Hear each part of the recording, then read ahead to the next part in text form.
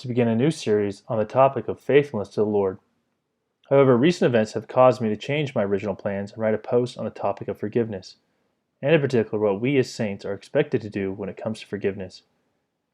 After realizing that some members misunderstand our expectation when it comes to forgiveness, I've decided to write this post to counteract that false teaching and hopefully help correct others who lack understanding on this important principle. Commandment to forgive. As followers of Christ, we are not only expected to forgive, but we must forgive if we can expect to have any claim upon God's glory. Christ set the example when he forgave those who put him to death.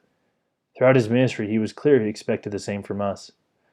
We are to forgive because it is required of us.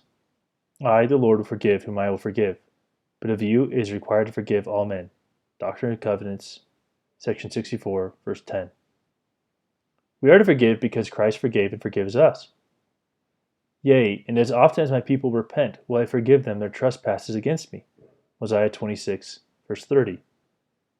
We are also to forgive because it can redeem a lost soul, or even souls. By forgiving those who wronged us, we provide love and compassion which has the ability to mend the hard or despondent heart.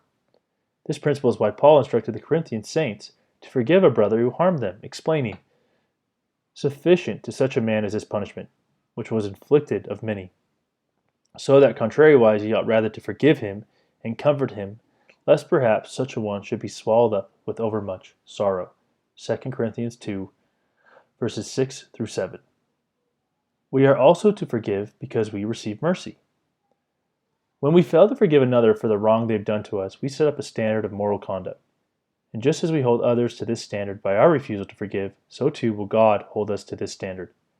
This is according to God's justice. Otherwise, it would be unjust for us to expect forgiveness from God for the same behavior of which we refuse to forgive others. Christ made this principle clear in the parable of the unforgiving debtor, where the debtor sought release from his debt, but at the same time refused to forgive his debtor of even a smaller debt. This principle accords with God's justice. If we are not merciful to others, we can't expect mercy from God, and we incur his justice. After all, consider the outcome of Christ's disciples for the refusal to forgive. My disciples in the days of old sought occasion against one another, and forgave not one another in their hearts, and for this evil they were afflicted and sorely chastened.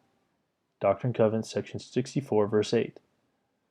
Those who fail to forgive carry with them the greater sin. Wherefore I say unto you that ye ought to forgive one another, for he that forgiveth not his brother his trespasses standeth condemned before the Lord, for there remaineth in him the greater sin. Doctrine and Covenants, section 64, verse 9. To forgive others means to forgive as Christ forgives. And how does Christ forgive? Behold, he who has repented of his sins, the same is forgiven, and I, the Lord, remember them no more. Doctrine and Covenants, section 58, verse 42. The answer then, Christ forgives and forgets. Forgiving and forgetting. What does it mean to forgive and forget? Does it mean that we are to completely remove the memory of the wrong done to us? I don't think so. Does it mean that you have to be best friends with the offender? Again, I don't think so. Although you do need to love them as you would anyone else. Otherwise, you are impartial and not matching up to God's character. What I mean by forgetting the offense is that we not only forgive them, but we don't hold their offense against them. Same that Christ does for us. Thus, while we may hold onto a memory of the wrong, we don't ruminate over it or dwell on the wrong. The memory of the wrong is like a passing cloud in our minds. We see it and let it pass. The act of forgiveness releases a person from the accusation of their wrongdoing, but a full release can't be granted if we continue to hold a grudge against them. If we think we've forgiven someone, maybe because we said in our minds, or to them, "I forgive you," but then hold a grudge or a negative feeling towards them, then we haven't fully forgiven the person because they are still accused of wrongdoing. Failing to forget the offense is to fail to forgive with our hearts. We may say they are forgiven, but still hold their wrongdoing against them. We've taken the place of a judge because we determine that their conduct falls below our moral standard of mercy. But the Lord explained how we are to forgive in our hearts. And ye ought to say in your hearts, "Let God judge between me and thee, and reward thee according to thy deeds." Doctrine and Covenants, section 64, verse 11. We are to forgive the person and then turn their conduct over to God to reward them according to their deeds. We do not spend any more time holding a grudge against the wrongdoer or treating them differently because of what they did to us. those who forgive but don't forget have not really forgiven, and like the unforgiving debtor, are subjecting themselves to the full weight of God's justice. So when his fellow servants saw what was done, they were very sorry, and came and told unto the Lord all that was done. Then his Lord, after that he had called him, and said unto him, O thou wicked servant, I forgave thee all that debt, because thou desirest me. Shouldest not thou also have had compassion on thy fellow servant, even as I had pity on thee? And his Lord was wroth, and delivered him to the tormentors, till he should pay all that was due unto him. So likewise shall my Father do also unto you, if ye from your hearts forgive not every one his brother their trespasses. Further remarks. What I've outlined above are the Lord's commandments regarding forgiveness. However, as with most rules, there are exceptions, and the commandment to forgive is no different. I felt that it was important to address these exceptions lest one get confused. Nevertheless, these exceptions are very narrow and apply to certain people in certain circumstances. These exceptions are covered in Doctrine and Covenants, section 98, and I refer to them as the laws of retribution. The first exception, verses 23 to 32, applies to servants of the Lord in circumstances when the wrong committed against them and their families. These verses teach that the Lord delivers a wrongdoer into the hands of his servants, i.e., like the Lord did to Nephi regarding Laban, when certain conditions are met. Let's explore some of these conditions.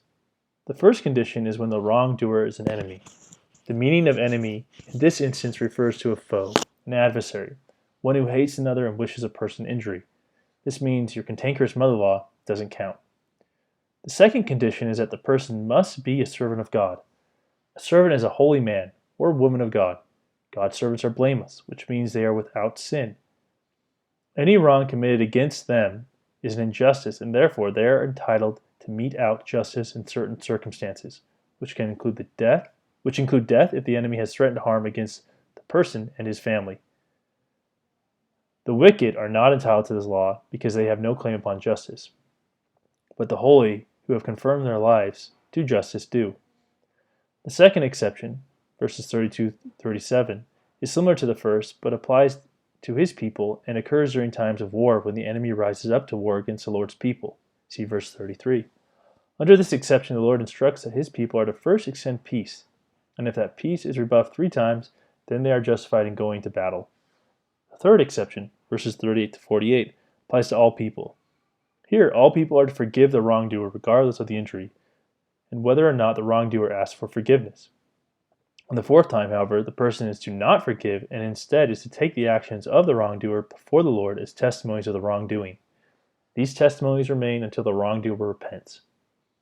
However, if at any time the wrongdoer repents, we are to forgive. Notice that unlike the first exception, where the Lord delivers a wrongdoer into the hands of his servant, this third exception requires us to take the testimonies of the wrongdoing to the Lord and let the Lord handle the matter. It's also important to realize that the wrongdoing described in verses 38-48 is not a mere offense, but is a trespass, which, based upon the 1828 dictionary, could refer to violation of another's rights, something more serious than a petty offense or annoyance. Furthermore, unlike the first exception, where the enemy is delivered into the hands of the servant, the third exception requires us to take the evidence of the trespass to the Lord and turn it over to him to handle it. For most of us, the triggering of these exceptions is rare. Nevertheless, there are exceptions that exist, and it is wisdom to know when they apply and how far they extend. Releasing the wrongdoer. What I've outlined above are the Lord's commandments regarding the act of forgiveness, of which we must obey if we expect to have His Spirit with us at all times. For those who are struggling to forgive, I encourage you to turn to the Lord, that He will soften your heart and to give you compassion for your wrongdoer. Otherwise, to hold a grudge against your wrongdoer will cause you to incur the greater sin and will lead to a hard heart. Bitterness and animosity seeks you deeper into darkness, blocking you off from the love and light of Christ.